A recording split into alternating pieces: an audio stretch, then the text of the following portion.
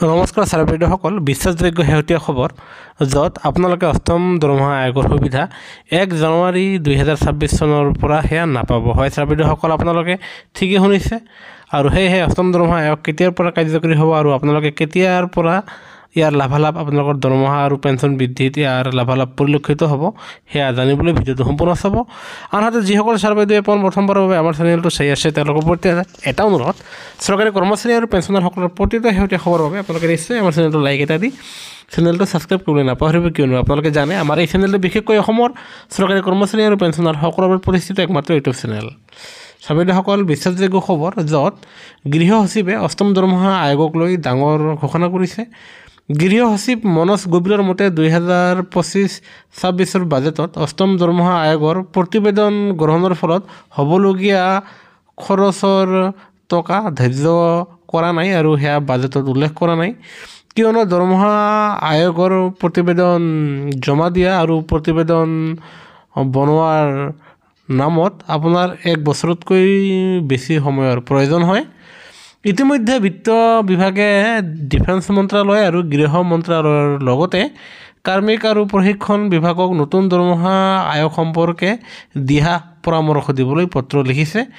আৰু এই যাৱতীয় প্ৰতিবেদনবোৰ কেন্দ্ৰীয় চৰকাৰলৈ পঠোৱা হ'ব আৰু কেন্দ্ৰীয় চৰকাৰে সেয়া মানি লোৱাৰ পাছতহে আপোনাৰ অষ্টম দৰমহা আয়োগৰ কাম আৰম্ভ হ'ব বুলি গৃহ সচিবে জনাইছে।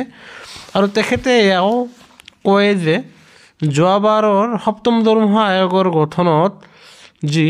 প্ৰতিবেদন গৃহীত হৈছিল সেয়া আপোনাৰ এবছৰতকৈ বেছি সময় লৈছিল আৰু যদিহে অষ্টম দৰমহা আয়োগ মাৰ্চ 2025 চনত ইয়াৰ কমিটি গঠন কৰা হয় আৰু এই কমিটিয়ে প্ৰতিবেদন জমা দিয়াত তেওঁলোকে মাৰ্চ 2026 পৰ্যন্ত 1 বছৰ সময় সীমা ল'ব পাৰে আৰু যদিহে আপোনাৰ নিৰ্বাচনৰ প্ৰতি লক্ষ্য ৰাখি এবছৰতকৈ কম সময় লয় তেনেহ'লে সেয়াও বিত্তীয় বৰ্ষ 2026 পৰ্যন্ত অষ্টম দৰমহা আয়োগৰ প্ৰভাৱত নপৰিব। আৰু যোৱা মাহত মোদী চৰকাৰে অষ্টম দৰমহা আয়োগ গঠন হ'ব বুলি কৈছে আৰু সপ্তম দৰমহা আয়োগ আপোনালোকৰ অহা ডিচেম্বৰ 2025 চনতে শেষ হ'ব আৰু সেয়েহে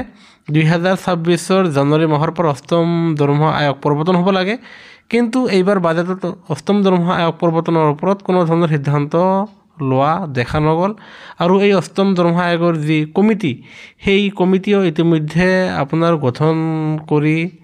দিয়া পৰিলক্ষিত নহ'ল। তেনেস্থলত যদিহে মাৰ্চ 2026 চনত অষ্টম দৰমহা আয়োগৰ কমিটি গঠন হয় আৰু সেই কমিটিয়ে আপোনাৰ প্ৰতিবেদন তেনেহ'লে মাৰ্চ 2026 পিছতহে তেওঁলোকে এই প্ৰতিবেদন জমা দিব আৰু এই প্ৰতিবেদন আকৌ কেন্দ্ৰীয় চৰকাৰে বাস্তৱত পৰিণত কৰাৰ ক্ষেত্ৰতো তেওঁলোকে আকৌ 2-3 মাহ সময় লয়